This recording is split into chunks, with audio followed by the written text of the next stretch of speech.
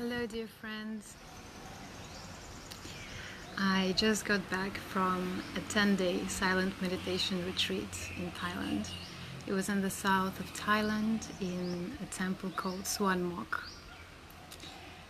And I wanted to share with you my 3 favorite insights that I've come across during my meditation. Hello Zulichka, nice to see you. So I've been silent for for 10 days, so I may be speaking a little bit slow right now, so bear with me. So I must say it was very hard, but a thought of leaving the meditation retreat hasn't actually even crossed my mind throughout those 10 days, because I just felt how important it is to once in a while just to switch off and leave everything behind. Your work, your family, your thoughts, your ideas. Let go of the comforts that we like. Let go of many things for the time being. And it really is quite amazing to see how long it takes to foster this feeling of joy and peace, profound joy and peace, and then to see how quickly this feeling, how fleeting it is when you come back to the world and switch off on your camera to do a live podcast, just like that. Points. I need to get back into speaking properly. So, with my 3 favorite insights. So number 1, I've realized through spending my time there that there is no work there's no good or bad type of work. And it was really quite funny for me to observe this, because I've been working as a career coach for the past couple of years and helping people to really try and discover that one special magic thing that they love and that they really feel inspired to do. And I've been looking for something like that as well for many years, and I felt like I've come closest to it through coaching. And then what came up about work in the retreat. So basically I arrived to the retreat, and the first thing, so you check in, you get your room key, and then you need to sign up for the chores. You need to do the chores once a day, to clean something up, to organize, to light up the candles, to, a few things. And so basically I've spent quite a lot of time staring at the list of chores, probably 10 minutes. People just came, ticked themselves on the list and left. And I just stayed there staring, trying to choose a chore that I would find less disgusting in a way, because though a lot of them were to clean the toilets or remove the water out of the basin where people wash their feet. So anyway, unfortunately the job of lighting up and quenching the candles was only for men, for whatever reason. So I ended up raking the leaves of the pots. And I found that it was really nice. So after you're meditating for a while and your mind really slows down and you're really more absorbed in the activity. And I remember when I was little, I used to have to do this at my grandparents' place, and I hated it. But in that moment, after the meditation, I noticed that I really quite enjoyed the activity, and I enjoyed doing it slowly and with attention. And what happened later is that I wanted to challenge myself a little bit more, so I decided, why don't I sign up? Actually, they were looking for someone to clean the toilet in our dorm. I don't know, for whatever reason, maybe someone dropped out. And yeah, I decided to challenge myself and sign up to do that. And my ego, of course, was shouting and my heart was pumping. I really didn't want to do that. But I just went and put my name on the list anyway. And to my great surprise, it wasn't that disgusting at all. It wasn't disgusting. I mean, you know, they're not the kind of toilets we have in the West. They are like cemented and, you know, a little bit, you know, not as clean, but it was still, after you do a lot of meditation, when you feel mindful, when you feel present and in the moment, and you go to the space, and it kind of doesn't make a big difference what is in front of you. If it's a beautiful path and the palm trees around it and you raking the leaves, if you are you know, doing any other job, if you're an architect and you're drawing up a project, if you are a salesperson, you're on the phone speaking to a client, it turns out that it doesn't, or if you're washing the toilets, it turns out, as far as I can be present enough with the activity, it didn't really make a humongous difference what activity that is. That is not to say that I'm going to now switch my jobs to cleaning the toilets, but it is to say that I found out that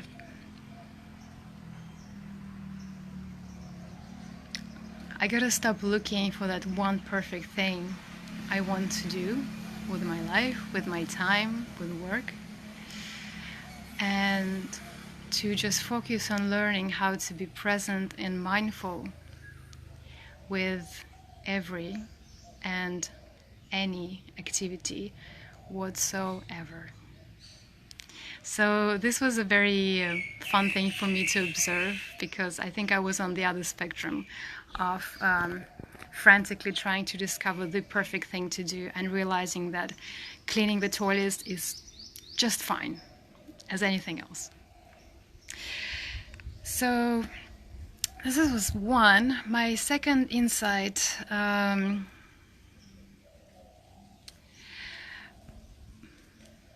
trying to remember. There's one thing that came over me at some point after a few days of meditating, and that I really haven't experienced so profoundly before. And I think it might also have something to do with the fact that I've practiced meditation before, so I had accumulated some of this concentration power over the time. But there was a point after 4 or 5 days of sitting that when I was just having a breakfast, I suddenly had this experience of looking around me and observing how the masks of people, our faces, and the forms of things are kind of falling away, and not visually, but I just had this feeling of separation between me and what is in front of me, kind of sizzling out, and really have this experience of unity with everything and everyone that was going on around me. And I felt pretty emotional. I think I had a pretty major breakdown at that point. And I stayed in that feeling, I think, for about an hour, and then it's sizzling out in the evening. But I really want to cherish the memory of it. And I know it is possible to reconnect with it whenever I find it's really important for me to re-experience it. And it is really wonderful to now have the way to access it through the practice of meditation that they've given us at the retreat, which is a simple breathing meditation, which I've practiced before. I've just never really took time to explore it and really deepen my practice to this extent. And unfortunately, I do not remember what was the third thing that I wanted to share with you, the third insight. I will be sharing some more information and interesting things that I've learned over the next few days. So I will come back here to post it on Facebook. And yeah, let me know if you want to learn more about the practice. I'm happy to share. Send me a message. It is really wonderful. I don't think it's that important to follow any specific practice, because I've tried other types of meditation before, like a mantra meditation, body scan, and other things, and breathing meditation. I just never stuck with one for long enough to really experience the the great benefits and the depth of the peace and joy that it can offer. And now, as I'm just finishing this video, I remembered the third thing that I wanted to share, and that was a quite exciting discovery for me as well. Maybe not so much for other people, but I've never quite understood it that way, is that there is no real security and peace in material things, in anything material. There is no real security in a bank account. There is no real security in a job or work that you do. There's no real security in a family or a partner that you have. There's no real security in a house and an insurance and none of this, but only in being grounded in the state of peace and joy, only in being grounded in the present moment. It's hard for me to put this in words, but on I think day 9 of the meditation, we stayed meditating for longer than usual. There were less breaks. And as I continued concentrating in my mind, I've been letting go. I had to let go a lot of things as I was attached to, like my partner and our exciting plans together, my friends, being back to this island in Kopangan from the retreat, and all these thoughts kept on swirling around in my head, had all the hopes and fears of the future. And only until I've managed to really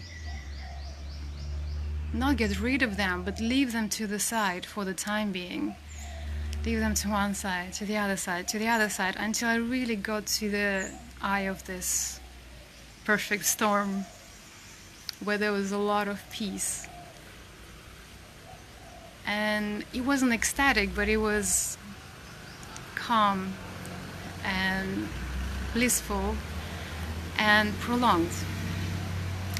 It is a similar kind of experience that I have when, for example, I really want something, like I really want to find a new job, and then I find it, and then for the time being I'm happy and experience this fleeting senses of it, or I get a nice payment in my bank account, or my partner says something nice to me, or we do something nice together. I experience this fleeting, these moments seem to be quite fleeting, they're nice, but I've realized that in order to experience them in a prolonged way and in depth, it has actually nothing to do with anything material.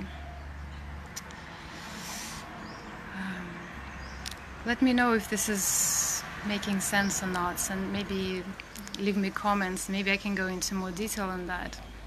But I just found through the depth of the concentration on the breath, on the meditation, I was able to stay in that state, and kind of a collection of those little blissful moments that into one good chunk, and just stay in there. And experience this feeling and see that this is where the real security and the real peace and calamity and joy in life really lies. So let me know, have you been practicing meditation, and if you have anything you want to share here as well, I'd love to hear your experiences. And as I said, if you want to learn more about this specific practice that I've learned there, let me know. I do recommend the place that I went to. It's called Swan Mok in Surat Thani in the south of Thailand, but there are just as many wonderful meditation centers all around the world. I actually wanted to do a Goenka Vipassana meditation. They have centers dotted around, like in most countries.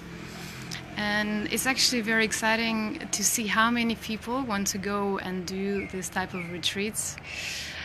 Originally, I wanted to book a Goenka retreat because I thought I was going to Rio, but then my plans changed. And I called them and they told me that I have to book 3 months in advance. And on the day when they opened the registration, I had to log into the system in the first hour when they opened it to make sure that I have a spot. And I thought it was a joke, but anyway, I logged in at 9 o'clock Brazil time to book myself a spot. And the website was really, really slow because I imagine many people were trying to book themselves in. And then just for the fun of it, I logged in an hour later, so it's 10 o'clock Brazil time, on the same day, and there were no more spaces. They were just, you could just sign up for the waiting list. And I was really quite amazed by it and encouraged that so many people are now wanting to get away from all this busyness, from trying to find happiness and peace in the material world, and actually taking time to really refocus on what's truly and deeply important, and to rediscover this peace and joy in a way that can be lasting. Thank you so much for watching, and I got so much to share. There were so many wonderful discoveries that I've come across through the practice.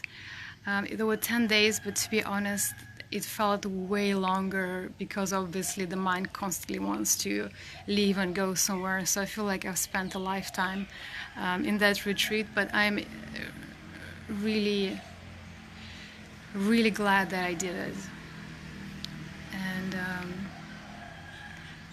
yeah, let me know if you have any questions or comments. I'll see you soon.